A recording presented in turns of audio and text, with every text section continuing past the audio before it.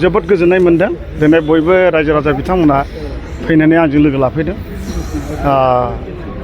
nomination गथायनायाव दा आसा खालामदों जोंनि रायजो राजाफोरनि जितु उत्साह गोसो जानानै गावनो बिथांमोना लैहोर लैहोर फैनानै दिनैहाय आंजों मदद होफैदों आसा फैगौ इलेक्सनाव निस्सय आं बनरगाव मण्डल हिसाबै आङो देरहानायखौ दिनैहाय खाथां बादि आं नुहुरबाय आरो आं बुंनाय नङा रायजो राजाफोर बुंनाय आरो आं बुंबाल' जानाय नङा भगबाननिबो एसे आशीर्बाद थानांगोन आफा बोराइ बाथौआनो ब्रह्मआनो होन ब्रह्म जयगुरु हरि कृष्ण सब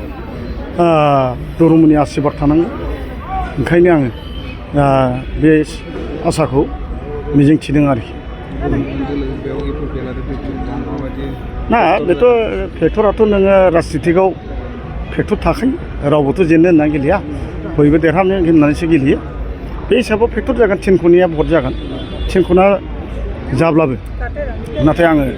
4,000 भटआव बारा मोननानै देरहागोन बे खाथां बे आंनि